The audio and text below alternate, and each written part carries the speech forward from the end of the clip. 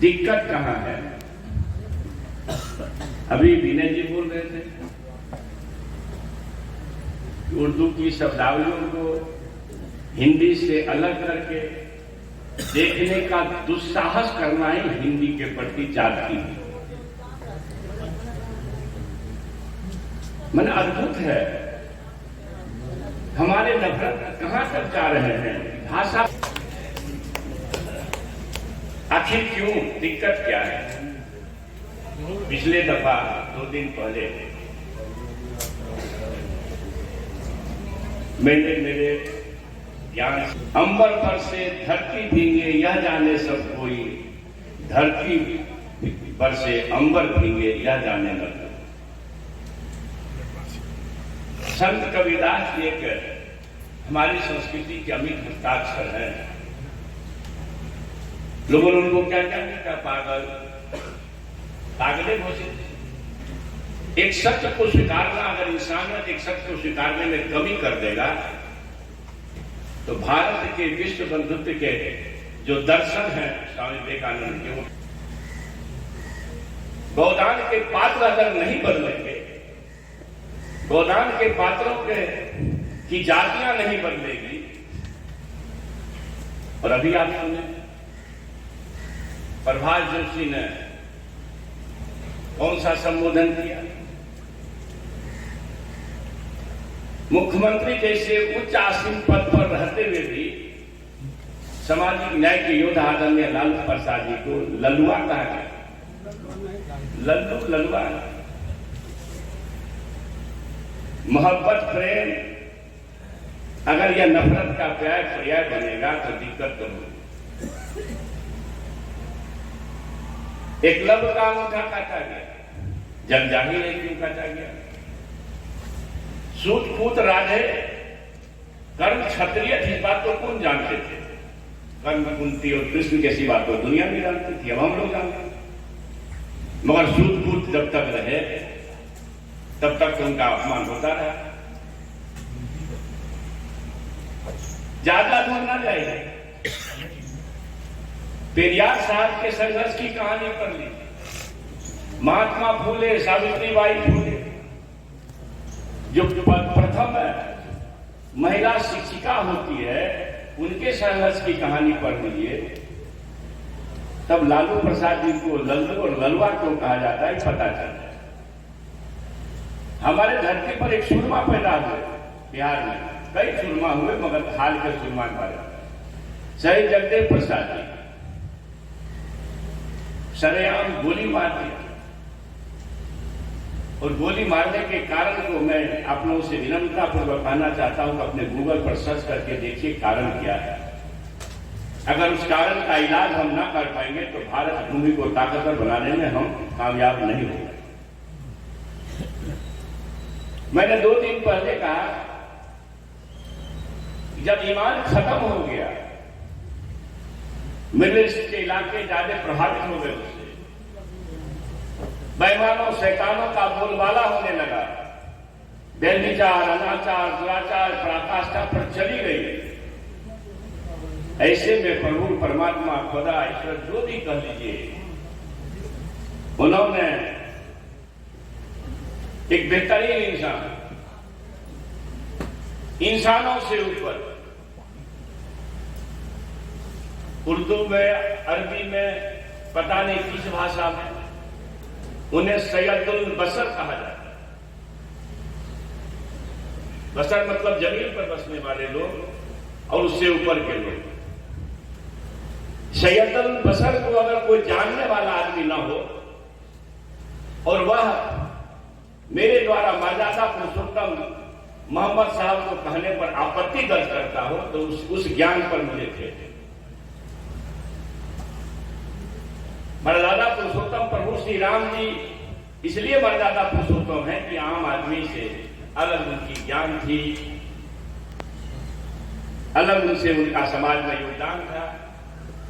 धर्म की स्थापना के लिए उन्होंने जो किया वो इतिहास है। मगर प्रभु श्री राम जी को पढ़ते हुए और उनकी स्तुति करते हुए अगर प्रभु श्री राम जी द्वारा किए गए कृत्य को हम ना अपनावे तो मुझे तो दिक्कत है कि भारत भूमि को ताकतवर बनाने में आप कामयाब नहीं हो पाए। मर्यादा पुरुषोत्तम प्रभु श्री राम जी का जितना भी काम है उसमें एक महत्वपूर्ण काम सबरी के दूध हुए खाने का भी है। इसका मतलब छूत अछूत का समय था वह स्पष्ट है। अहिल्या के तारनहार हुए हम लोग अहिल्या और छूत सबरी या छूत सबरी प्रभु परमात्मा ईश्वर खुदा ने नहीं बनाया। और मैंने जब कहा तो विवादास्पद हो गए और उसी चीज को संघ प्रमुख मोहन भागवत दो बार कह दिए, लाल बाबू हमसे आगे कह दिए। मैंने तो यह कहा कि भाई ईश्वर ने जातियां नहीं बनाई, हमारे पुरखों की गलती से जातियां बनी। क्योंकि मैं उसी विषय का छात्र, उसी विषय का शिक्षक हूं जिस विषय में जीव जंतु को ही पढ़ाई जाती है।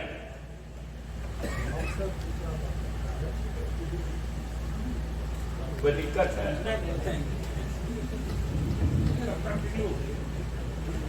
अगर आपकी रुचि का विषय नहीं तो बोलूं। मैं उसी विषय का शिक्षक हूं, कल छात्र था। इंटर में पढ़ते हुए दास साहब मुझे पढ़ाए कि अरे भाई जितनी जंतुएं हैं सब तो बैक्टीरिया वायरस का संतान है और मनुष्य तो अमीबा का संतान है। अमीबा से आदमी बनने में करोड़ों वर्ष लगे हैं। हमारे हाल के पुरखे तो चिंपांजी है, बंदर है। चिंपांजी से पहले बंदर आया है। बायोलॉजी की भाषा में चिंपांजी को लोग पिथिकैंथ्रोपस इरेक्टस करते हैं। हिंदी साहित्य के ज्यादा लोग होंगे तो हो सकता है थोड़ा सा दिक्कत लगता होगा। गरज कहने का यह है कि चिंपांजी में जातियां ढूंढ लो ना, अमीबा में जातियां ढूंढ लो, शुरू के पूर्वज वही हमारे पुरखा है। फिर ये जातियां आई कहां से? वो पाठक जी, वो झा जी, वो शर्मा जी, वो वर्मा जी, वो यादव जी, वो तकमा जी, वो राय जी, ऋषिदेव जी, रविदास जी, पासवान जी, कहां से आया भैया? कोई बताओ तो चंद्रशेखर के मुंह से बात निकली तो विवादास्पद। मेरे जिह्वा काटने पर 10 करोड़, जरा करीब विचार करिए। मेरे जिह्वा की कीमत 10 करोड़ है तो गले की कीमत कितनी हो सकती है? आखिर क्या बोल दिया अभी लाल बाबू बोल के? और सत्य से कितना दुर्भाग्य है। मेरी समझ है मर्यादा पुरुषोत्तम प्रभु श्री राम जी की सबरी अहिल्या या भगवान कृष्ण की, भगवान श्री कृष्ण जी के सुपद भगत के संतानों को जब तक आप तिरस्कार से देखेंगे, मंदिर में आज भी प्रवेश रोके जाते हैं। मुख्यमंत्री तत्कालीन मांझी साहब गंगा जल से धोए गए, तत्कालीन राष्ट्रपति कोविंद साहब को रोका गया। अगर सबरी के बेटा को इस तरह से रोकोगे भाई तो भारत भूमि को ताकतवर बनाने का ख्वाब पूरा नहीं कर सकते। दिक्कत कहां है? एक पंक्ति में अरण्य कांड में है, सापत तारत परुष कहंता, विप्र पूज्य असगा वही संता, पूजय विप्रशील गुणहीना, शूद्र न गुणगण ज्ञान परवीना। क्या दिक्कत है? बाबा नागार्जुन से हम ज्यादा पढ़े लिखे नहीं है और मैं उम्मीद करता हूं आप लोगों से भी बहुत लोग उनसे नीचे होंगे। बाबा नागार्जुन ने जिस चीज को स्वीकार किया कि मानस में आपत्तिजनक टिप्पणियां हैं, डॉक्टर भैया ने भी स्वीकार किया, पंडित रामचंद्र शुक्ल ने भी स्वीकार किया। ये तीनों तो ऊंची बिरादरी के थे, हम ही पिछली जाते हैं। ये तीनों के तीनों बाबा नागार्जुन का परिचय जरूरत है क्या? या रामचरित मानस पर टिप्पणी पढ़ लीजिए होगी, या फिर डॉक्टर भैया की टिप्पणी पढ़ लीजिए, किताबें की जाते हैं। अच्छी बातें भी है, बहुत अच्छी अच्छी बातें भी है, लेकिन 55 प्रकार का खाना परोसा गया हो, उसमें थोड़ा पोटेशियम साइनाइड डाल दिया गया हो तो आप खाएंगे? इसलिए मेरी आपत्ति वहां है और रहेगी, जीवन भर रहेगी। जो पोटेशियम साइनाइड टाइप का कुछ चीज है ग्रंथों के अंदर, मैंने कहा तो जिनवा पर 10 करोड़, मोहन भागवत कहा तो फिर ऊपर 10 रुपया कोई रखा, हमको इस बात करना। और मोहन भागवत जी 2 बात कहे, वीडियो भी जारी हुआ, आप लोग यूट्यूब पर मिल भी जाएगा उनका भाषण पे। अगर आपको दिक्कत है तो मैं दे दूंगा। फर्क कहां है? गोदान के पात्र नहीं बदले जाएंगे और उनकी जातियां नहीं बदली जाएगी। गटर में उतरने वालों की जातियां अगर नहीं बदली जाएगी, तब तक इस भारत भूमि पर आरक्षण और जातीय गणना की जरूरत पड़ती है। सापत तारत परुष कहंता विप्र पूज्य अरण्यकांड में लिखा है। और कौन लिखे हैं? पात्र का चयन, पात्र के मुंह में बोली कौन भरता है? 3-2,500 साल पहले प्रभु श्री राम जी आए होंगे मानस, रामचरित मानस के लिखने के पहले, और प्रभु श्री राम जी के मुंह से कहवाती है गोया कि तुलसीदास जी को श्री राम से बांटता हो रही, साप देता हुआ, तारक मतलब मारता हुआ। अभी भी अभी वहां तारना का नहीं हटाया है, वो दूसरे जगह हटा दिया। मैं विधानसभा में किताब लेकर गया, सापत तार अरण्यकांड में है। आप कहें तो मैं अभी दिखा सकता हूं, क्योंकि जब तो पूरा साथ लेके जाऊं। वहां तारना कर ता बड़ा रहो और ना का नहीं बदला गया। जहां ता छोटी रहो होती है, तारना उसका मतलब उद्धार करना। जहां बड़ा रहो होता वहां मारना, पीटना, दंड देना, कठोर वचन कहना ये है। तो साप देता हुआ, मारता हुआ, परुष कहता, कठोर वचन कहता हुआ भी विप्र पूजनीय है। पर उसी नाम से कहा, अपने खुद ने दोष लिया अपने ऊपर। पूजा विप्र शील गुण हीना, शूद्र न गुण गण ज्ञान गुण। अब बताइए, शील गुण से हीन भी विप्र पूजनीय है, गुण ज्ञान से, गुण गण ज्ञान से प्रवीण भी शूद्र पूजनीय नहीं है। इस भारत भूमि से अकेला एक महान शख्सियत, मनवा द्वारा बनाए गए शूद्र अछूत जाति में पैदा होने वाले डॉक्टर बाबा साहब भीमराव अंबेडकर इस भारत भूमि के एकमात्र ऐसे इंसान हैं जिनको इस सदी का ज्ञान का प्रतीक कहलाने का गौरव प्राप्त हुआ। कहा जाए, अगर ईश्वर प्रभु परमात्मा जाति के पीछे लगे रहते तो कम से कम अम्बेडकर साहब को तो नहीं पढ़ा। एक नहीं अनेकों हैं। परमुबल किन्नी, मोहिश दिन्नी, मर्यादा पुनि तुमरी किन्नी, ढोल कमार शूद्र पशु नारी, सकल तारना के अधिकारी। मैं विधानसभा ले गया, क्यों? तारना का अभी टीकाकार ने वहां शिक्षा कर दिया, मगर 60 वर्ष पहले जो था 10 का 10। एक षड्यंत्र भी है, क्योंकि ये ज्यादा पॉपुलर हुआ है सुंदरकांड का यह अंश, तो कहीं मातृशक्ति को झकझोर न दे, इसलिए उसका अनुमोदन।